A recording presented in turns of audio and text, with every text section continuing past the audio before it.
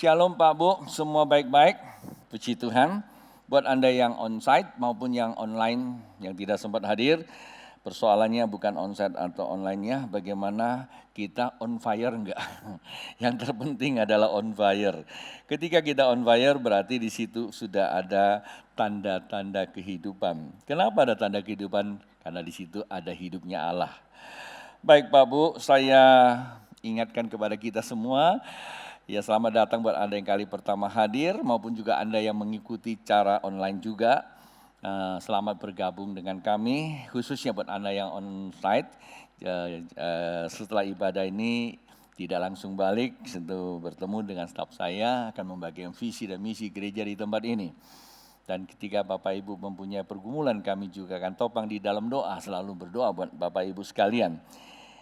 Dan tentulah kami kesulitan juga mengenal Bapak Ibu satu persatu. Jangankan yang kali pertama yang hadir, yang sudah lama pun sulit dikenali lagi. Jangankan Anda yang cuma duduk sebagai jemaat, yang di atas saja saya sempat tanya, siapa itu orang, siapa ini orang. Yang jelas semuanya orang. Lebih dari itu, semua anak Allah.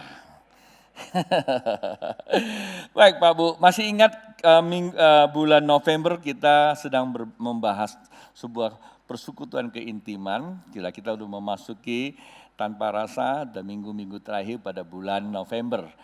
Minggu depan berarti 27 ya. 29 ya, masih satu kali kita ada pertemuan November. Setelah itu kita akan memasuki Christmas month ya, atau bulan Christmas. Konon katanya seperti itu. Berarti kita punya sesi yang baru atau seri baru. Nah, seri khotbah bulan November sebenarnya tidak lepas daripada seri khotbah di Oktober, September, dan saat pandemi. Anda ikuti saja, semuanya bisa jadi bahan perenungan. Saya juga harus mengakui dengan waktu yang terbatas, tidak semua materi yang saya bagikan itu walaupun hasrat saya ingin sampaikan detail secara konstruktif, tapi kadang-kadang dalam konteks waktu sehingga tidak terlalu konstruktif, tetapi hanya bersifat ya hanya dinamis saja. Yang penting ada progresnya gitu ya. Saya sedang tanya sama Tuhan mengubah. Kata mengubah itu kan mesti harus kehendak Tuhan. Bagaimana modul atau ibadah, pertemuan ibadah yang sangat ideal dan konstruktif untuk menjawab hari-hari ke depan. Kita tahu bahwa Alkitab katakan bahwa hari-hari bukan semakin baik, semakin tidak baik. Hanya orang yang di dalam Tuhan itu yang selalu baik. Ya, tidak apa-apa kalau Anda tidak mengamini dengan semangat. Tapi saya mau berkata, karena kita mengerti bahwa firman Tuhan sudah memberitahukan kepada kita bahwa hari-hari tidak semakin baik. Bukan berarti kita segera keluar dari hari. Kita tetap ada di hari karena ada perkenan Tuhan untuk tinggal di hari-hari yang ada ini. Ini anugerah, pilihan Tuhan bagi Anda dan saya. Kita bisa menghidupi di dalam kehidupan ini harus menjadi lebih dari pemenang. Tahun 2020 tidak ada yang menyangka akan seperti ini. Tetapi Tuhan sebenarnya sudah beritahu pada kita. Nah, apakah Tuhan itu guyonan sehingga memberikan kita sebagai template aja, sebagai satu topik gitu ya. Istilah orang itu hanya diksi aja, diksi tema ya. Oh, tahun ini adalah tahun lebih dari pemenang. Enggak lah Pak Bu. Setiap Tuhan berbicara pasti ada yang Tuhan ingatkan dan Tuhan akan kerjakan melalui Bapak, Ibu, dan kita semua. Karena kita tidak bisa berandai-andai atau istilahnya apakah itu memang benar ya? Tidak. Karena ini gereja Tuhan, suka tidak suka ketika 2-3 orang bersepakat dan pasti Tuhan bertanggung jawab di dalamnya. Walaupun terkadang memang namanya perjalanan hidup tidak lepas daripada kekeliruan sana sini. Manusia bisa keliru, Allah nggak bisa keliru. Tetapi kalau kita masih jalan di dalam polanya Tuhan, Tuhan bisa membenarkan, kok nggak usah khawatir ya, itu saja. Nah, saya bisa pastikan dari tahun 2002 sampai dengan tahun 2020, seluruh tema tahunan Tuhan bicara dan semuanya bukti. Memang kita akan lebih mengerti setelah tutup tahun. Waktu buka tahun kita, apa sih yang lebih dari pemenang? Terkadang kita mempunyai satu kita menerimanya secara asumtif gitu ya, secara asumsi aja. Oh mesti begini, oh mesti begini. Enggak salah juga, itu persepsi kita untuk melihat dengan kacamata kita. Tetapi setelah tutup tahun, perjalanan satu, baru kita enggak, oh iya ya, Tuhan maunya begini, Tuhan sudah kasih tahu begini. Tapi saya enggak jalanin, ya, atau saya kurang jalani, saya enggak ngalami. Bahkan saya mengalami kebalikan daripada apa yang Tuhan beritahu pada saya. Lalu gimana? Kita tidak usah nyesali sampai berkelanjutan, tapi ya kita repent saja, bertobat saja. Karena kita tahu bahwa masih ada hari esok. Selama kita masih diberi hidup oleh Tuhan di kehidupan ini, berarti ada rancangan Tuhan yang lebih baik buat kita untuk menuju dan mempermuliakan nama Tuhan. Nah, November kita mulai dengan satu topik, yaitu apa? Membangun rumah ilahi atau bait ilahi Allah. Itu penting. Dalam kehidupan Allah itu butuh rumah, butuh tempat untuk apa? Berfellowship karena dia Bapa. Kalau bicara Bapa itu berarti bicara rumah. Ini hanya dalam metafora, sebuah perumpamaan. Allah itu adalah Allah yang besar. Seluruh jagat raya ini adalah nggak bisa muat Allah karena jagat raya ada di dalam Allah. Itulah sebabnya saya pernah membuat sebuah statement, saya sempat ditegur oleh senior saya. Saya bilang bahwa Allah enggak punya kehidupan, kaget dia. Yang punya kehidupan itu Anda dan saya. Loh kok begitu? Ya Allah itu kehidupannya saya bilang. Allah itu hidup saya bilang. Jadi Allah bukan punya hidup, Allah itu hidup. Kalau punya bisa habis saya bilang. Lah Anda dan saya punya, maka sekarang hilang saya bilang hidup Anda. Maka perlu Allah itu loh. Jadi kita tidak bisa terjemahkan Allah yang transenden, yang susah. Ilmu apapun enggak. Ilmu kalam, ilmu kalut semua enggak dapat. Yang ada cuma ilmu kacau. Mengacaukan pikiran kita sehingga kita jadi kacau balau. Sobuwo bohu katanya. Kacau balau atau gelap gulita. Nah habis itu kita masih ingat ya, kita review kembali. Membangun rumah Allah, lalu apa? Kehidupan kita itulah rumah Allah. Ya, kehidupan adalah rumah ilahi. Nah, minggu lalu kita mulai membahas satu topik yang baru, bukan topik yang baru, dengan temanya Injil dasar iman. Ya, sumber hidup. Nah, kita sudah masuk kepada kata kuncinya adalah hidup. Kehidupan itu adalah yang kita hidupi supaya kalau saya mulai menggunakan bahasa saya, mudah-mudahan Bapak Ibu bisa mengerti. Kalau tidak ngerti ya nanti nanya sama temannya. Kalau saya boleh mengatakan hidup itu esensinya. Hidup itu hakiki, hidup itu Allah, nggak bisa diusahakan. Ya, hanya Tuhan anugerahkan maka kasih karunia. Nah, kita akan punya hidup Allah manakala hidup kita memanifestasikan kehidupan Allah. Nah, itu substansinya diperlihatkan, ya, diberitakan. Jadi orang nggak akan bisa lihat Allah, ya, nggak bisa lihat Allah kalau kita nggak menghidupinya di dalam kehidupan kita. Ya, umpamanya gimana? Kalau ada orang tua yang pas Anda berpapasan mau keluar dari gereja, jikalau Anda bisa mundur satu langkah, ya, persilakan dia jalan duluan. Tapi kalau orang tua ini rada-rada tertati-tati atau sudah sepuh gitu ya, tak tuntun saja sampai ke mobilnya. Loh, dia nggak pakai mobil, dia lagi tunggu Gojek. Duduk sebentar, tak antar sampai di rumah. Rumahnya di mana? Di Pinyu. Tidak apa-apa sambil makan pengkang. Tidak ada amin. Nah itu kehidupan Kristus. Susah enggak? Susah memang.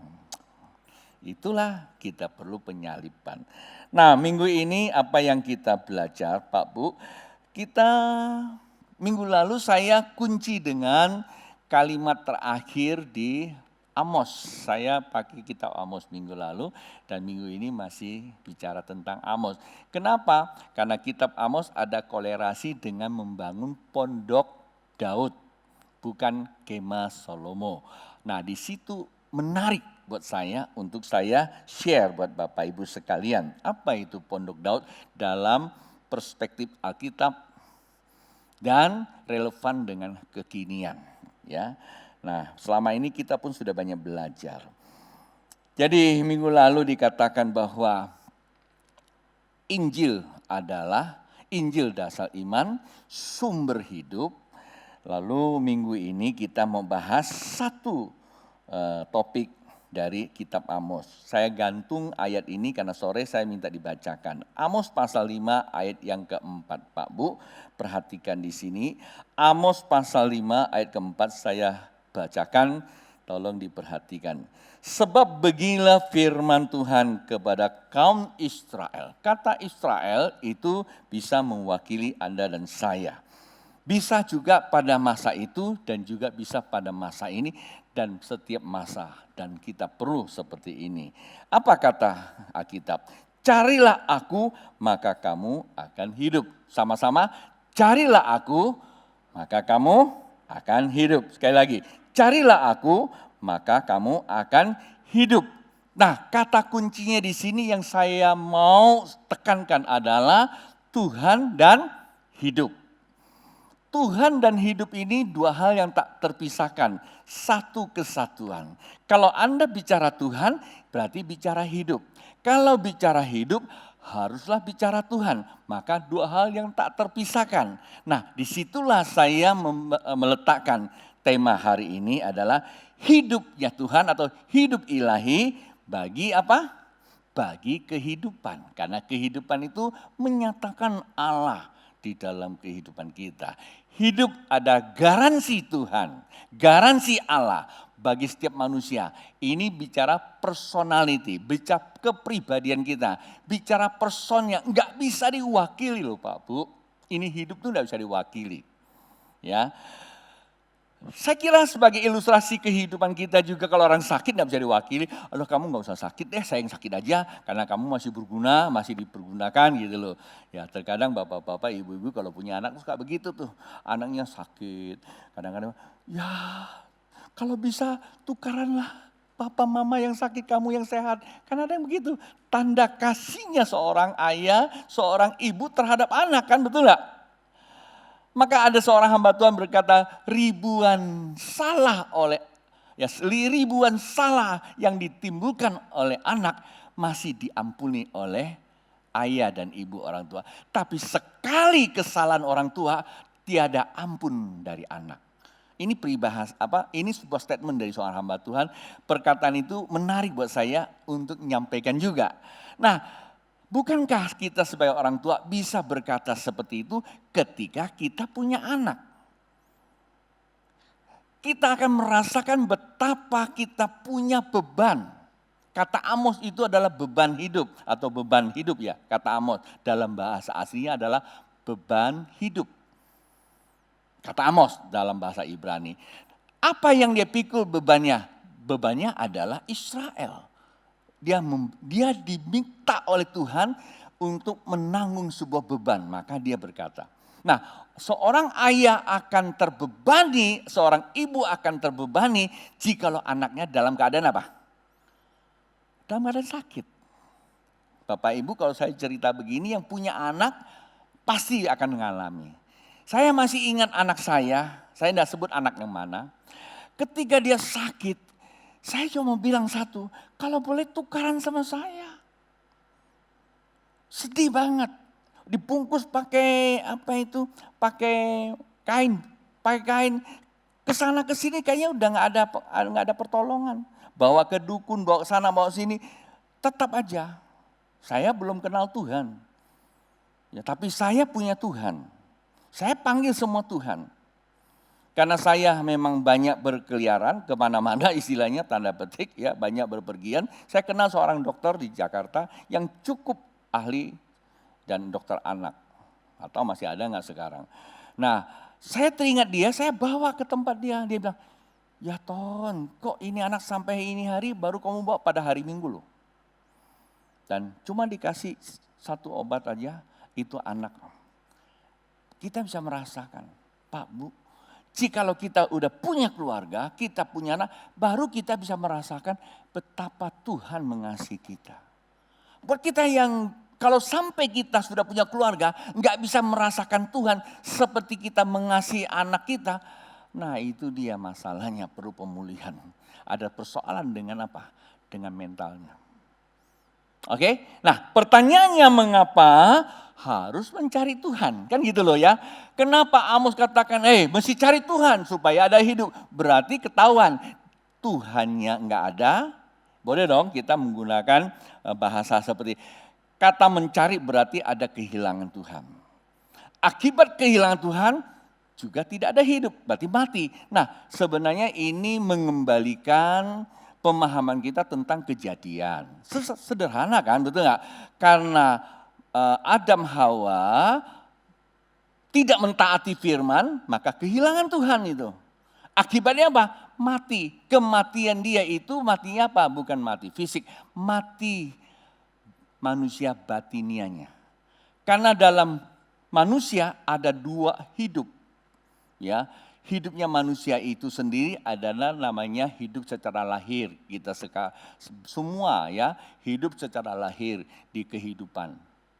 Tetapi ada hidup secara batin, tidak berhubungan dengan kehidupan secara langsung, tetapi memberi kehidupan itu sendiri. Dia itu membangun kehidupan bersama Sang Ilahi. Nah itulah namanya kehidupan Sang Ilahi, itu disebut manusia batin. Manusia itu ada dua, ya. Kalau yang lahir, kata Alkitab 120 tahun. Tapi Musa juga pernah berkata, ya 70. Kalau bisa bertahan 80. Ya memang ada yang sampai 100 ya, neneknya si Ayub 102 tahun. Ya. Saya pernah baptis seorang ibu 116 tahun, kok tidak salah ya. Pokoknya di atas 100 lah, masih bisa berenang gitu loh.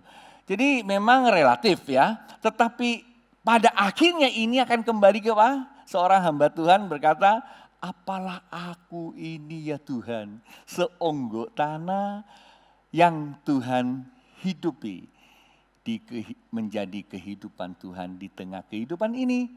Harusnya memuliakan Tuhan, tapi terkadang kita menjadi mencuri kemuliaan, memuliakan diri. Toh akhirnya kembali ke tanah, lo apa yang didapatkan? Yalah hari-hari pertama kalau bukan kena COVID masih bisa 3 hari lah. Kalau kena COVID paling 4 jam pemerintah atau 8 jam selesai harus dibakar atau dikubur. Itu pun nggak bisa dikunci. Coba bayangkan betapa lemahnya manusia lahir ini. Lalu apa yang harus kita pertahankan? Lahir ini cenderung menyebab kita mempertahankan ego kita. Siapa aku ini? Kadang-kadang mati-matian, korban sana, korban sini. Saya mati untuk ini, saya mati untuk ini. Ya itu cuma ngomong aja kok. Ya, tapi mari manusia batin yang Tuhan butuhkan. Tuhan gak perlukan kita nekat mau mati. Seorang hamba Tuhan berkata, dulu aku berkata jangan takut. Saya tidak pernah takut mati. Justru orang yang tidak takut mati paling takut kalau dihadapkan soal kematian. Saya kemarin share sama teman-teman saya bilang, ya saya tidak ngalami sih COVID ya.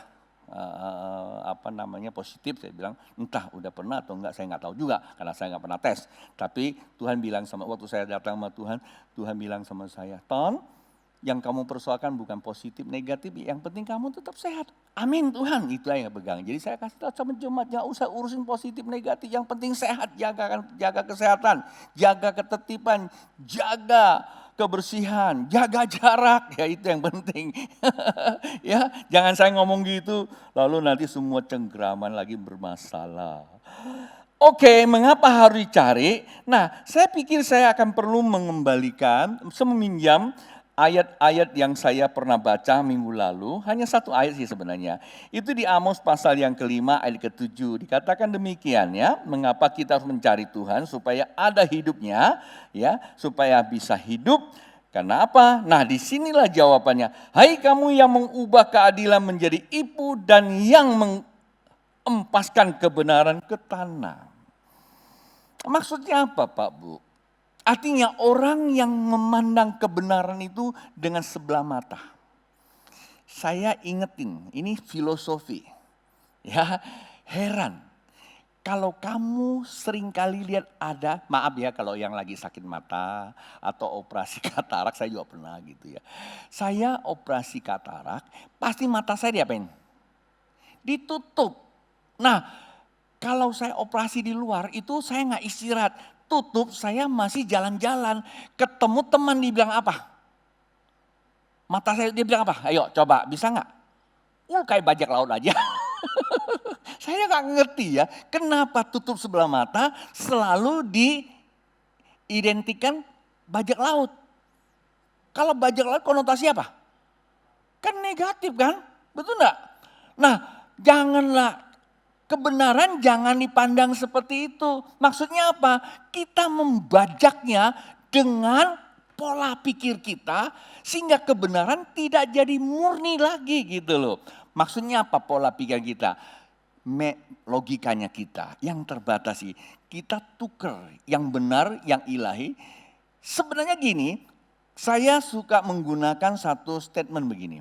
Seharusnya firman itu yang menguasai kamu sehingga dia reproduksi keilahian firman itu yang memenuhi hidup kita sehingga kita bisa mencerminkan di dalam kehidupan. Tetapi karena kita ini orang pinter dari semuanya, kita bukan dikuasai firman, tapi kita yang menguasai firman. Menggunakan akal kita. Akibatnya firman itu tercemarkan. Lalu apa yang terjadi? Kata Alkitab, kebenaran seperti itu, maka keadilannya menjadi ipu. Ipu itu racun. Kelihatannya memang itu adil tapi racun. Saya sangat tertarik ketika selesai khotbah, saya cari-cari Alkitab. Tuhan ingin saya mengerti tentang kata Yakub. Yakub bahasa asli itu namanya Yeeket. Yeeket itu apa? Menarik, tumit. Artinya apa? Artinya memang orang yang mencari keuntungan di dalam kesempatan. Istilah orang berapa? Sambil nyelam, sambil minum air. Kamu datang ke saya minta tolong berarti pasti kamu ada masalah. Betul nggak? Tapi seringkali kita mencari keuntungan di saat orang punya masalah. Kamu mau pinjam duit, punya masalah kan? Oke, saya kasih pinjam, tak kasih bunga. Nah, bunganya ini seabak-abak sesukanya. Kalau gak dibayar, disiarkan semua berita. Berita 1, berita 2, berita 3. Nah, itu namanya Yakub. Paham ya? Nah, itu yang dikatakan bahwa keadilan tidak mendapatkan tempat, justru jadi racun. Lalu harusnya gimana, B? Yang benar, ketika orang dalam kesusahan, kita menjadi apa? Penolong, kata kita kan begitu. Kita harus menguatkan. Wah, kalau gitu rugi loh. Kalau rugi jangan terlibat di dalamnya. Ya nggak apa-apa. Tapi kalau kamu melibatkan dirinya, kamu mengambil keuntungan, itu jadi masalah. Oke ya. Nah, disitulah letaknya bahwa seringkali saya menggunakan statement bahwa ketika seseorang kehilangan kebenaran, itu kan apa? Kehilangan kebenaran. Yang minta dicari apa? Kebenarannya mesti dicari. Bilang, cari kebenarannya. Nanti saya akan teruskan apa sih artinya. Cari kebenarannya. Jikalau kebenarannya Anda pergunakan sesuka-suka kamu. Sudah hidupnya nggak benar, tapi masih haleluya. Pak, Bu, saya kalau mau cerita terlalu panjang nanti orang bilang, Babe bongkar-bongkar dosanya orang ya. Saya punya satu teman baik sebenarnya, teman bukan teman, kenal gitu. Ya, kami sama-sama betul. Kalau Anda lihat dia khotbah nggak ada kesalahan kok, bagus, seminar bagus, on fire.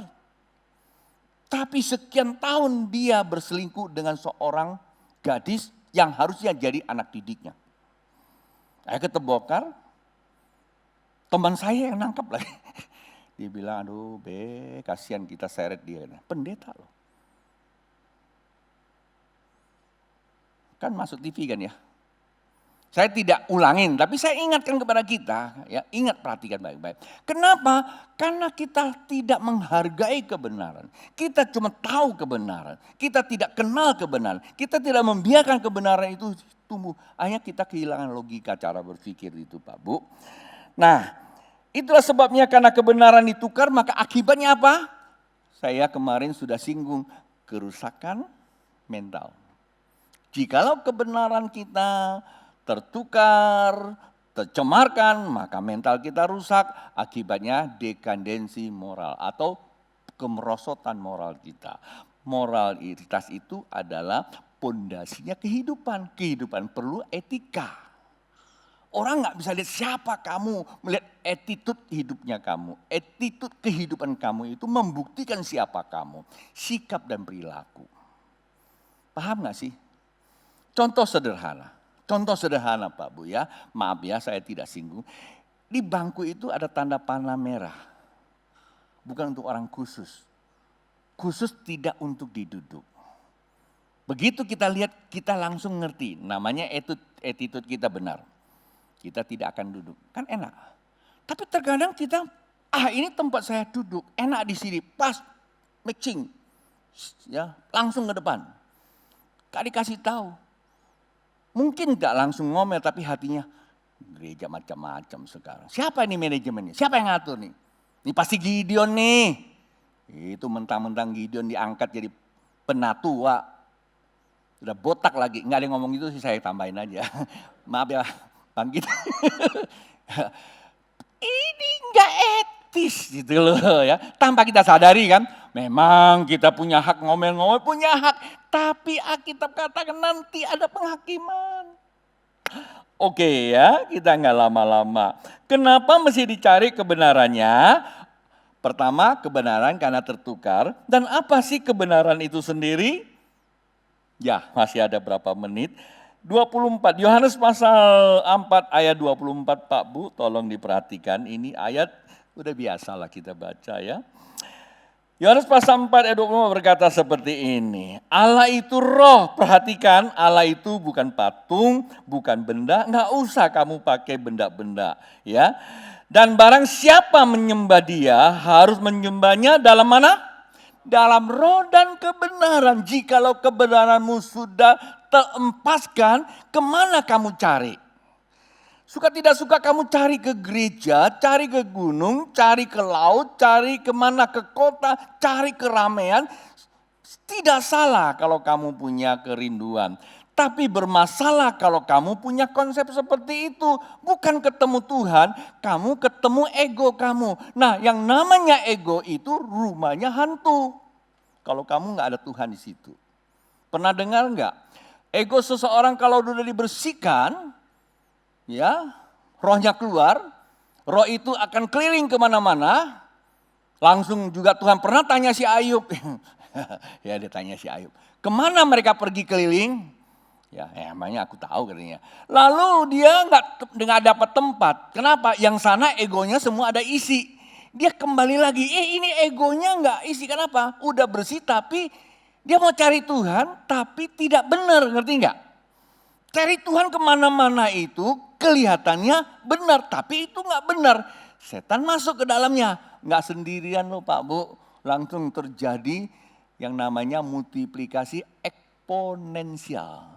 Berapa banyak itu behronya? Nggak tahulah. Kalau Tuhan Yesus pernah ngusir perlu 2000 ekor blackberry. Berarti banyak nggak? Banyak. 2000 ekor babi menampung mereka. Tapi ada di dalam diri manusia itu. Kira-kira jadi manusia apa itu? Nah Anda sendiri yang ngomong ya, manusia babi. Jadi yang dibutuhkan apa? Kebenaran. Kenapa? Allah hadir dalam kebenaran. Ya kan? Tadi lagunya apa? Yang dinyanyikan lagu tadi itu. Kalimat pertama gimana? Yesus kemuliaanmu. Betul gak? Yesus itu kebenaran. Perhatikan, kalau Anda dengar kata Yesus berarti itu mengacu kepada kebenaran. Nah di dalam kebenaran yang benar ada kemuliaan. Nah Tuhan hadir dalam kebenaran, Tuhan hadir dalam diri Yesus. Itulah sebabnya Tuhan mencari orang yang mempunyai Yesus di dalam dirinya. Maka sembahlah Allah adalah roh, dalam roh dan kebenaran. Jadi kata kuncinya apa? Kebenaran. Saya tutup dengan ayat ini Pak Bu. Ya, saya tutup dengan ayat ini. Bagaimana cara kita membangun kebenaran? Sederhana, tetapi ini sangat penting. Kitab Ibrani pernah menulis seperti ini. Karena dia mengutip kitab Yeremia. Ibrani pasal yang ke-8 ayat yang ke-10 berkata begini Pak Bu. Maka inilah perjanjian yang kuadakan dengan kaum Israel. Perhatikan tadi yang si Amos bilang. Sesudah waktu itu demikianlah firman Tuhan. Aku akan menaruh hukumku dalam akal budi mereka dan menuliskannya dalam hati mereka. Maka aku menjadi Allah mereka dan mereka akan menjadi umatku. Nah, bagaimana caranya bangunnya?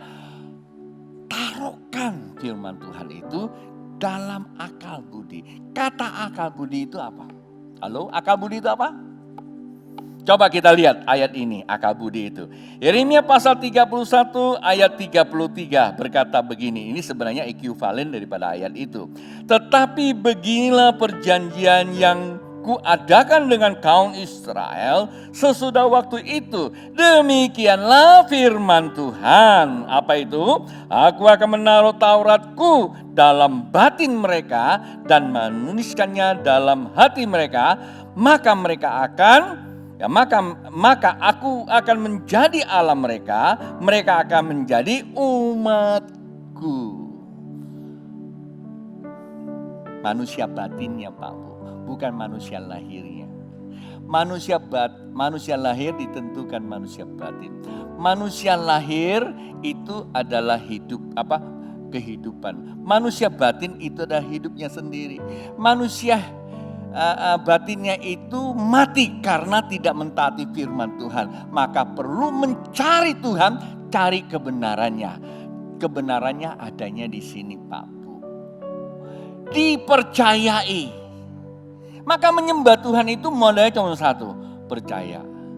Yesus kemuliaan.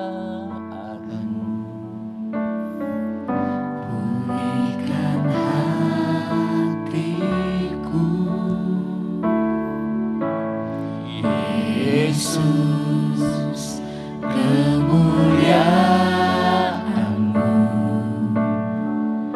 berkati. Nah, ini teman saya nulisnya bagus. Cuma memang ini kalau lagu kan itu kan perlu mengikuti. Sebenarnya kata berkati hidupku itu apa artinya? Keilahian itu menghidupkan hidupku. Harus ya kan? Tapi ya nggak apa-apa. Kata berkat itu jangan kita berpikir itu uang. Berkat itu artinya tindakan keilahian yang memberikan nilai buat kita. Ya, teman saya tulis lagu ini is okay. Saya anggap okay banget. Nah, cara menyembah Tuhan itu hubungan pribadi kepada Tuhan. Maka itu saat waktu kamu menyembah Tuhan, Yesus, kamu tuh pikir kita ada benar nggak? Karena kita bilang, jikalau engkau merasakan ada sesuatu yang tidak beres dengan saudaramu, cepat bereskan dulu. Kalau sama ibumu, sama ayahmu, maka saya selalu berkata, kalau engkau pernah membuat papamu atau mamamu keluar air mata oleh karena kelakuan kamu, hey, dengar baik-baik. Nggak tahulah siapa duluan. Ya, sekarang nggak ada lagi waktu bisa tentukan soal umur. Jangan sampai dia tutup mata, engkau tidak pernah minta ampun. Jika itu terjadi, namanya pewarisan akan turun. Kamu kan juga punya anak nanti. Kamu juga punya cucu. Dan ini kebenaran Pak Bu.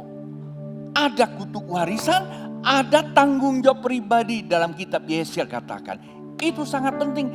Kita mau hidup kita menjadi rumah Tuhan. Maka Bapak Ibu ayo, jangan ajarkan anak-anak kita punya permusuhan dengan mertua, calon mertua. Atau ibu-ibu jangan ajarkan anak kamu memusuhi bapaknya kamu. Karena bapaknya gak pernah pulang-pulang. Tuh bapakmu itu perampok, penipu. Nanti lu cari suami jangan kayak dia. Jangan Pak Bu. Itu anak akan tiru kamu. Harus berkata, jangan bilang jelek-jelek bapak kamu aja jangan. Ya, begini. Ada yang bilang, itu jelek-jelek bapak kamu. Ya ampun dijelekin lagi. Bilang, itu bapak kamu. Kenapa dia nggak pulang-pulang? Itu bapak kamu. Kenapa dia nggak kasih uang jajan? Itu bapak kamu. Ngerti nggak? Hanya itu aja. Lalu gimana? Hormati, hargai, supaya Allah meridhoi hidup kita menjadi berkat buat bapak kita. Nah, itu yang penting kan? Nah, firman Tuhan ajarkan cara nulis kebenarannya seperti itu. Dihidupi Pak Bu. Jangan ada kerenanya pakai jas, bawa kitab. Kita lo ketiak lagi. Yang tumbuh nanti bukan otaknya pintar, bulu ketiaknya yang tumbuh. Masalah Anda nggak ada salon ketiak loh. Wah, dia langsung pegang-pegang kepala. Kalau gitu aku taruh di sini. Nggak benar juga. Itu taruh cuma hanya guyonan, Bu. Oke Pak Bu, jadi ingat bahwa yang harus bangun kembali apa? Firman. Nyembah kita enggak usah sampai cari mana-mana. Penyembahan itu hanya percaya saja. Dan itulah yang dikatakan Pak Kemah Pondok Daud. Baca di rumah ya, baca, saya enggak usah suruh baca di sini. Baca di rumah saja apa yang akan terjadi. Atau saya bacakan lah ya, kita akan langsung saya akan closing lah ya. Saya bacakan aja ini, tidak saya kupas. Apa itu arti kata Pondok Daud? Tadi sudah katakan di dalam Ibrani pasal 8 10 ya, itu Pondok Daud. Kan di situ Allah hadir kan? Yang penting kan aku menjadi Allahmu, kamu menjadi umatku, kan gitu loh, betul nggak? Nah, kalau itu terjadi apa sih? Coba kita perhatikan di dalam Amos pasal 9 ayat 11. Pada hari itu aku akan mendirikan kembali Pondok Daud yang telah roboh. Aku akan menutup pecahan dindingnya dan akan mendirikan kembali reruntuhannya. Aku akan membangun kembali seperti di zaman dahulu kala. Ini jangan ditafsir membangun secara fisik. Buat orang percaya enggak ada urusan sama gedung lagi. Ini semua hanya dalam metafora, sebuah contoh, sebuah simbol. Yang dimaksudkan apa? Yang dimaksudkan Yeremia datang kepada bangsa Israel, ditulis di dalam Yeremia 31 ayat 33 itu. Maksudnya apa? Firman-Nya lah yang akan kembali dituliskan di dalam hati manusia. Batinmu itu jadi pondok Daud. Sehingga roh kita bisa menyembah. Roh kita menyembah seturut dengan niat dan hasrat. Niat itu intensitas kita, desire kita, kerinduan kita. Maka ada nyanyian Musa berkata. Musa punya nyanyian seperti ini. Nah, Musa atau Daud saya malah lupa. Dia kata apa? Bertiru serindu. Ya. Jiwaku rindu engkau. Jiwa toh? Kok bukan hati ya? Jiwa, hati itu ada di dalam jiwa, pikiran, perasaan, dan niat. Hasrat itu adalah komponennya hati secara batin. Tapi akan menggerakkan hati secara fisik, yaitu seluruh komponen tubuh kita. Oke, 12 berkata, supaya mereka menguasai sisa-sisa bangsa Edom dan segala bangsa yang ku sebut milikku. Demikianlah firman Tuhan yang melakukan hal ini. Ini bicara tentang pewarisan, saya nggak usah kupat. 13, sesungguhnya waktu akan datang, demikianlah firman Tuhan, bahwa pembajak akan tepat menyusul penuai dan penggirik buah anggur penabur benih.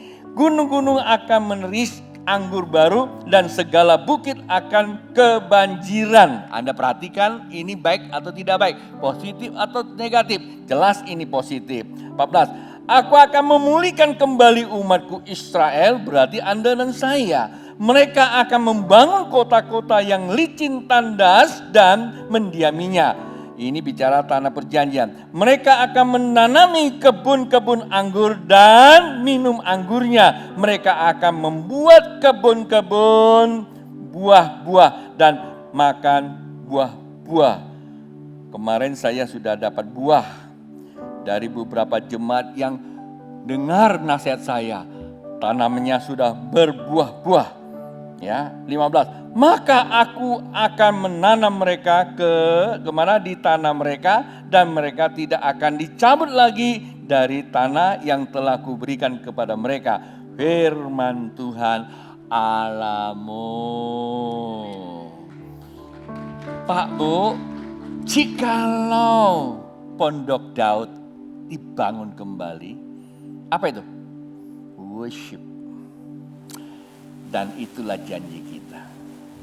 Alkitab katakan, apapun yang kukerjakan dengan tanganmu. Sonder kita berpikir terlalu neko-neko. Hitungannya multiplikasi eksponens. Dihitung terus enggak habis-habisnya. Seperti minyak dalam buli-buli.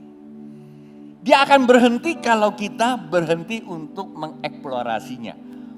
Berkat Allah dalam kehidupan kamu, baik itu finansial, ilmu, apa saja kalau engkau tidak rela untuk berbagi kepada orang tanpa ada aket, artinya ambil keuntungan, maka itu akan mengalir terus menerus.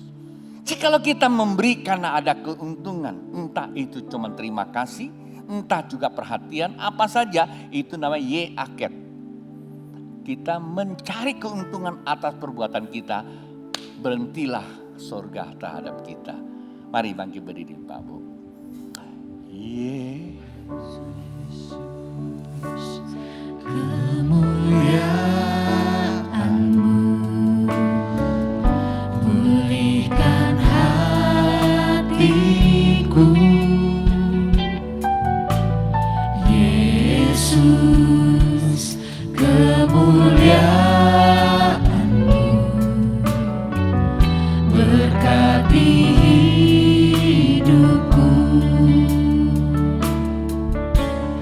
Yesus, kemuliaan. Sambil Anda membuka cawan yang bersihkan yang dibuka rotinya terlebih dahulu Pak Bu. Hayati setiap kalimat ini. Pondok Daud bukan bicara tempat, tapi bicara hati manusia. Hati itu menjadi pusat. Hati menjadi refleksi, menjadi pancaran. Jikalau waktu Anda sedang memanggil Yesus, tiba-tiba hatimu ada coretan-coretan yang kurang dikenan oleh Tuhan. Ini sudah mau selesai bulan November dan bahkan 2020. Kita tidak tahu loh 2021 apa. Tapi mulai bersihkan. Dalam hal apa saja? Dalam hal apa saja Pak Bu? Jangan sisakan kalau engkau ingin melihat apa yang Tuhan janjikan. Kalau tidak salah tema tahun depan Tuhan sudah kasih. Lihatlah keilahian Tuhan. Barang siapa ingin lihat keilahian Tuhan? Alkitab katakan hanya mereka yang suci hatinya yang bisa melihat aku. Sekarang kita cari dulu dia. Jadikan dia Tuhan dan pusat penyembahan kita. Supaya kemuliaannya itu hadir, maka kehidupan kita akan selalu bukan berpapasan, tapi selalu menyatu dengan keilahiannya. Sebab apa yang telah kuteruskan kepadamu telah aku terima dari Tuhan, yaitu bahwa Tuhan Yesus pada malam waktu ia diserahkan mengambil roti, dan sesudah itu ia mengucap syukur atasnya. Ia memecah-mecahkannya dan berkata, inilah tubuhku yang diserahkan bagi kamu, perbuatlah ini menjadi peringatan akan aku. Demikian juga ia mengambil cawan sesudah makan, lalu berkata, cawan ini adalah perjanjian baru yang dimeteraikan oleh darahku. Perbuatlah ini setiap kali kamu meminumnya menjadi peringatan akan aku. Sebab setiap kali kamu meminum dan makan roti dan minum cawan ini, kamu memberitakan kematian Tuhan sampai ia datang. Jadi barang siapa dengan cara yang tidak layak makan roti atau minum cawan Tuhan, ia berdosa terhadap tubuh dan darah Tuhan. Karena itu hendaklah tiap-tiap orang menguji dirinya sendiri, dan baru sesudah itu ia makan roti dan minum cawan itu. Karena barang siapa makan dan minum tanpa mengakui tubuh Tuhan, ia mendatangkan hukuman atas dirinya. Sebab itu banyak di antara kamu yang lemah dan sakit, dan tidak sedikit yang meninggal. Kalau kita menguji diri kita sendiri, hukuman tidak menimpa kita. Tetapi kalau kita menerima hukuman dari Tuhan, kita dididik supaya kita tidak akan dihukum bersama-sama dengan dunia. Mari diberkatilah roti ini menjadi berkat sesuai firman Tuhan. Mari kita makan bersama, Pak Bu. Anggur ini dibuka, angkat tinggi-tinggi. Diberkatilah anggur ini di dalam nama Tuhan Yesus. Mari kita minum sebagaimana firman Tuhan berkata. Darah penebusan. Pak Bu, silakan Anda berdoa. Permohonanmu didengar di sorga. Anda telah menyalibkan dirimu. Anda telah mempersekutukan hidupmu di dalam persekutuan ilahi sebagai jemaat Tuhan.